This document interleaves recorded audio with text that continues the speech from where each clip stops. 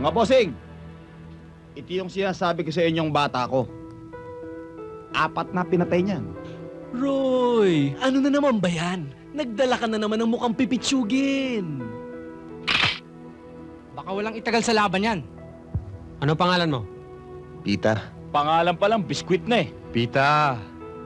Biskwit. Dapat pala sa'yo, isaw-saw sa kape. 4 na ba napatay mo? Gusto mo ikaw panlima? Boss, baka pumutok sa akin niya. Ganun ba?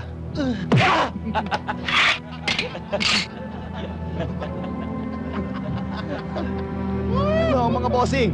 Pipitsugin ba? Didiretsahin ka na namin, tita. Ibig kong humanga. Pwede nang pawalan. Aayusin ko ang mga kaso mo. Pero sa isang kondisyon. Magtatrabaho ka para sa amin. Bata, gagawin ka naming magsasaka.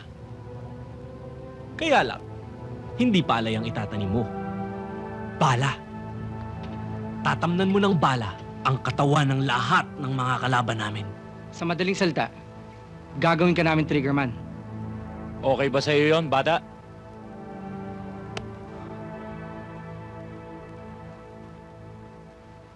Pita, pagkakataon mo na to. Para naman makalaya ka. Ha? Pag-iisipan ko. Buo nga ang loob mo. Pero masasayang lang yan sa loob ng bilangguan. Roy, dali mo na muna yan. Balik mo na lang pag nakapag-isip-isip na.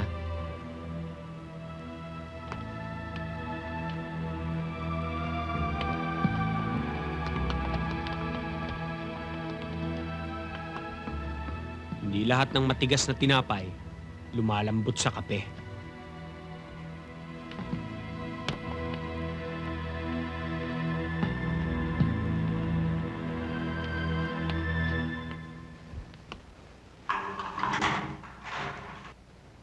Dito ka nang makapagdesisyon kagad. Matigas ang ulo mo. Bahala na kayo dyan.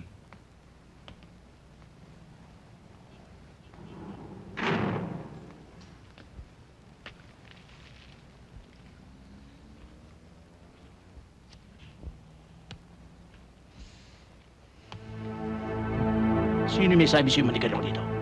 Ha? Ako!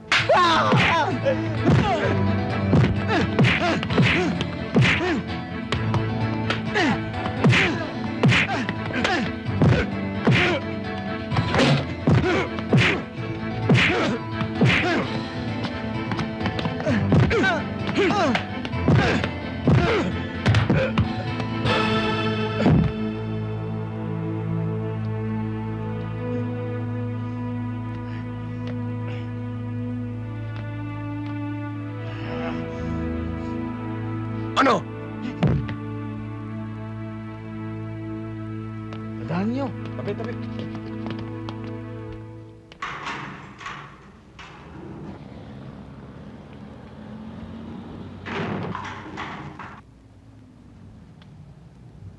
May halaga pa ba, Itay?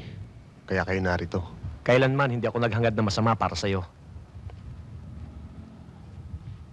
Nakita mo na. Yan ang sinasabi ko sa'yo noon pa. Nabigyan mo nga ng katarungan ng kamatayan ng kapatid mo. Tignan mo naman ang inabot mo. Anak, huwag kang makakalimot sa Diyos. Lagi kang tumawag sa Kanya para gabayan Kanya. Subaybayan. Hindi Kanya pababayaan kung lagi kang mananalangin sa Kanya. Salamat, Inay. Siya lang naman lagi ko tinatakbuhan eh. Huwag ka mag-alala, Pita. Maghihintay ako sa paglaya mo. Walang katiyakan ng paglaya ko. Magpakabait ka lang yung makakalaya ka. Kung nakapaghintay tayo na lumaki at umabot sa edad na ito, ganun din paghihintay ang gagawin ko na hanggang makalaya ka. Kung ako sa'yo, Andrea, kalimutan mo na ako. Mahal kita, Pita. Maghihintay ako.